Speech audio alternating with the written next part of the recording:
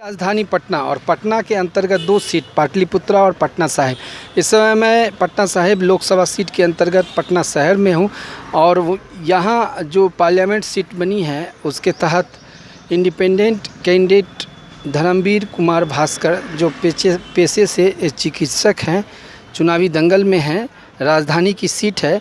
1 मई को तारीख निर्वाचन आयोग के माध्यम से तय की गई है और मुख्य रूप से इसे जानने की ये मेरी कोशिश है कि ये जो व्यू है, विज़न है और जो सिद्धांत है, लॉजिक है या फिर जो उद्देश्य है, एक पार्लियामेंट सीट महत्वपूर्ण हॉट सीट और बहुत ही हाई प्रोफाइल सीट होने के नाते इनकी उम्मीदवारी यहाँ से क्यों है, और दूसरा चुनाव में जो भी यहाँ से प्रत्याशी चयनित होकर जाते हैं, गए हैं, जाते रहे हैं, उनकी भूमिका इस कंस्टिट्यूएंसी सीट में क्या होनी चाहिए, व्यू और विज़न क्या होनी चाहिए, लॉजिकल हिसाब से यहाँ क्या विकास होनी चाहिए। इन तमाम मुद्दों पे इनसे संक्षिप्तता में लेते हैं क्योंकि ये पढ़े लिखे हैं और इन विषयों को बेहतरीन तरीके से सुदर्शन के साथ शेयर कर सकते हैं। सबसे पहले आपसे ये जानना चाहेंगे धर्मवीर कुमार भास्कर जी कि आप पहली दफ़ा पार्लियामेंट सीट लड़ रहे हैं, देश का सबसे बड़ा जो सदन है उसके प्रत्याशी के तौर पे जनता के बीच में आप क्या मांग है आपकी, क्यों चुनाव लड़ रहे हैं, मेन व्यू क्या है आपका? देखिए, मैं राजनीति का व्यक्ति नहीं हूँ, मैं पेशे से चिकित्सक हूँ। स्वभाव से मैं सदगुरु कबीर साहब का भक्त हूँ और मैं संत लाइन में रहता हूँ। लेकिन जब मैं लगातार देखा कि पटना साहिब में मेरी क्लिनिक 30 वर्षों से है और मैं देखा कि यहाँ की जनता लगातार ठगी जा रही है।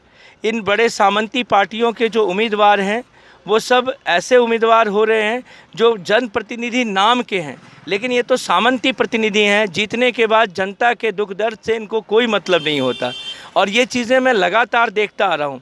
यहाँ तक कि वो अपने समुदाय के लोगों को भी कोई लाभ नहीं दे पाते। आज रविशंकर बाबू जिस समुदाय से आते हैं, राजेंद्र नगर इतनी बड़ी हमारी एक कॉलोनी है जो राजेंद्र बाबू हमारे देश के प्रथम राष्ट्रपति थे, उनकी नाम पे दिया हुआ है, लेकिन उनकी एक भी प्रतिमा उस राजेंद्र नगर में नहीं डाली गई। हमारे राजेंद्र बाबू का सौभाग्य से इस बिहार की धरती पे जन्म हुआ है और बिहार के इस पटना धरती पे उनका जो है स्मारक बना हुआ है। वह स्मारक भी इतना बेकार और इतना गंदा है कि जो पूरे पार्लियामेंट में जो 6 विधानसभा हैं, ओवरऑल उसको निचोड़ निकालते हुए आप संपर्क कर रहे हैं आपसे, और उसी रिगार्ड में आपसे मेरा चर्चा ये है कि 6 विधानसभा में रविशंकर प्रसाद कई दफ़ा यहाँ से प्रतिनिधित्व किए, बीजेपी से राज्यसभा भी थे और 2 बार लोकसभा के सदस्य के तौर पे थे।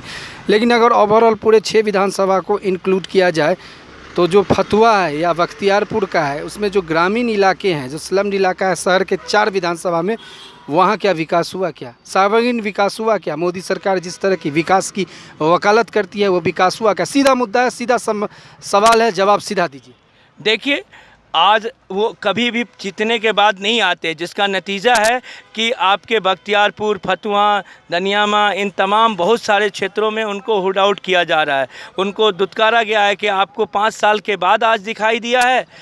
पटना शहर तो हमारे राजधानी में आता है और यहाँ चौमुखी विकास के लिए फंड आते हैं और इसके कारण यहाँ का तो विकास दिखेगा, लेकिन जो हमारा स्लम इलाका है फतुहा का, हमारा बख्तियारपुर का तमाम क्षेत्र जो शहर से बाहर है, वो तमाम जो दीघा का शहर से बाहर का क्षेत्र है, जो आपका दियारा क्षेत्र में आ जाता है, बख्तियारपुर का दियारा क्षेत्र जो आ जाता है, ये सब विकास क्या दूर दूर तक इसमें हमारे माननीय सदस्य महोदय कभी जाते नहीं और कभी उनके दुख दर्द को सुनते नहीं हैं, जिसका नतीजा है इन तमाम स्थितियों को देखते हुए मैं राजनीति में अपना कदम रखा हूं और मैं ये सोच के आया हूं कि हमारी जनता ठगी ना जाए, इनके बीच का जो प्रतिनिधि हो वह इनके बीच रहे और इनके दुख दर्द को सुने, समझे और उसका निदान करे। इसके लिए मैंने एक स्कीम लाया है।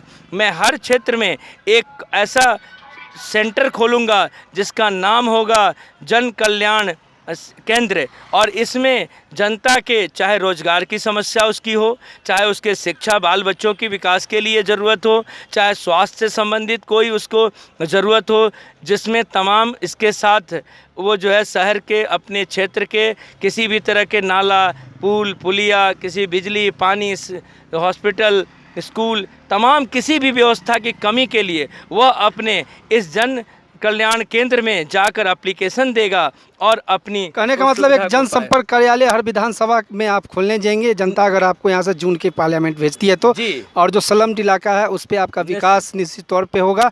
एक आखिरी सवाल आपसे ये करेंगे कि आप पेशे से चिकित्सक हैं और जो बीमारी है उसका आप इलाज करते हैं, तो इस रिगार्ड से सोशल वर्कर भी हुए, तो इस व्यू से मतदाताओं को क्या अपील करेंगे? आपका जो चुनाव चिन्ह सेब है, इसका बटन दाबने के लिए मिठापन आए शरीर में, सामाजिक स्तर पे और समाज में और लोकसभा में मिठापन भरा एक मैसेज है, इसके लिए क्या कहेंगे? जी, स्वास्थ्य के लिए कहा गया है। हम लोग एक चिकित्सक होने के नाते मैंने सेब चुनाव चिन्ह जो लिया है कि एक सेब खाओ और बीमारी दूर भगाओ, तो यह ज़रूरी है। और सेब एक ऐसा है जो मन, आत्मा और समाज, जब हमारी आत्मा तृप्त रहती है तो परिवार, समाज और व्यक्ति सभी तृप्त होंगे। इन्हीं मिठासों के लिए मेरा क्रम संख्या 15 है और मेरा चुनाव चिन्ह सेब छाप है और मेरा नाम धर्मवीर कुमार भास्कर है। मैं तमाम जनता से अपील करूंगा कि आप अपने वास्तविक प्रतिनिधि को पहचानें, वरना आप जो बाकी सामंती हैं वो भी हमारे बाहर से आए हैं। हमारे रविशंकर बाबू भी 5 साल अपना दिखा चुके हैं, उन्हें अब देखने की आवश्यकता नहीं है। अगर हमारी जनता पढ़ी लिखी जानबूझ के फिर वहीं बटन दबाती है तो यह हमारे लिए 5 साल के लिए भूल होगा, क्योंकि मैं निर्दलीय हूँ, मैं विकल्प हूँ बड़े दोनों पार्टियों के। हमारे साथ हर धर्म, हर जाति, हर पार्टी के लोग हैं और हर समुदाय के लोग हैं, क्योंकि मेरे हर दिल में रखे हैं कि यह आदमी के एक अच्छा कर्मठ इंसान है और यह जीतेगा तो हमारे बीच हमारे दुख दर्द को समझेगा। और ये उम्मीद है दोनों बड़ी पार्टियों के जनताओं के दिल में मेरे लिए, और मैं चाहूँगा कि वो मुझे वोट दे। चलिए, सुदर्शन से बात करने के लिए धन्यवाद।